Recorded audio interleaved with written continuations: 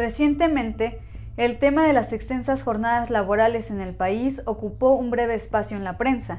Esto a propósito de una iniciativa presentada en la Cámara de Diputados para reducir de 48 horas semanales a solo 40 horas la jornada laboral en México. De los 34 países miembros de la OCDE, México es el país en el que más horas se trabajan en promedio al año. Y a la pregunta de por qué en México se trabajan más horas que en otros países, algunos analistas han mencionado entre las causas la cultura laboral que empresas y trabajadores practican. Por el lado de las empresas se dice, por ejemplo, que en México no se respetan los horarios de trabajo, además de que las empresas recompensan más el esfuerzo que los resultados. Por otro lado, se maneja que los trabajadores, en búsqueda de esta recompensa al esfuerzo, llegan a generar adicción al trabajo. Algunos estudios apuntan que alrededor del 35% o 55% de los mexicanos se consideran adictos al trabajo. Hasta ahí llega la explicación. Sin embargo, estos valores laborales, inculcados por las empresas y adoptados por los trabajadores, son una explicación distorsionada y superficial del problema. Habría que preguntarnos también de dónde vienen estos valores, cómo se formaron, cuál es su base material. Empecemos por verificar si los trabajadores realmente obtienen una recompensa por su esfuerzo al extender la jornada de trabajo. Con base en la Encuesta Nacional de Ocupación y Empleo correspondiente al primer trimestre de 2023, en México hay 24.2 millones de trabajadores que descansan menos de 2 días a la semana, 7.7 millones que se toman menos de un día de descanso y 8.3 millones que trabajan continuamente. En otras palabras, cerca de 40 millones de trabajadores trabajan más de 40 horas a la semana y 15.7 millones más de 48. Es decir, el grueso de la población ocupada en México realiza jornadas largas de trabajo. ¿Y cuánto ganan estos trabajadores que más horas trabajan a la semana? El 70% de ellos, que es la inmensa mayoría, recibe ingresos iguales o menores a 2 salarios mínimos, cuando tan solo para comprar una canasta básica se requieren de 3 salarios mínimos. Como vemos, no hay tal recompensa. Lo que hay son jornadas extenuantes de trabajo y salarios de hambre para la gran mayoría de los trabajadores mexicanos.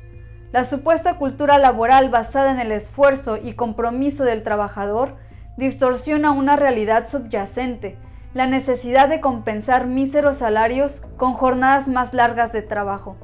Se entiende así que, no en pocos casos, la ilusión de una mejor posición en el trabajo y mayores ingresos anime a los trabajadores a soportar el agotamiento. Con las empresas detrás infundiendo ánimos, el trabajador se exige a sí mismo un mayor esfuerzo y asume que si gana poco se debe a que no trabaja lo suficiente. La cultura del esfuerzo es un subterfugio, un medio para extraer la mayor capacidad de trabajo posible y para responsabilizar al trabajador de su precaria situación laboral. La iniciativa de reforma de la que hablamos ya no avanzó más. Se dice que será retomada en septiembre. No obstante, el sector empresarial organizado en la Confederación Patronal de la República Mexicana, Coparmex, manifestó su oposición a la medida. ¿La razón? Los mexicanos son los que más trabajan en el mundo, es cierto, pero también son los menos productivos, argumentó Ricardo Barbosa, presidente de la Coparmex. Lo mismo que contra el alza de los salarios, como ahora contra la reducción de la jornada de trabajo, el argumento de la productividad vuelve a ser invocado por los señores empresarios. Pero solo dicen una parte de la verdad, pues aun cuando el nivel de la productividad sea bajo, las mejoras alcanzadas año con año son monopolizadas por ellos mismos. Sus ganancias se abultan, pero no así los salarios. Y ahora pretenden responsabilizar también a los trabajadores de su poca productividad. Pero, ¿qué más puede hacer el trabajador que ya reduce su descanso al mínimo y que además mal come?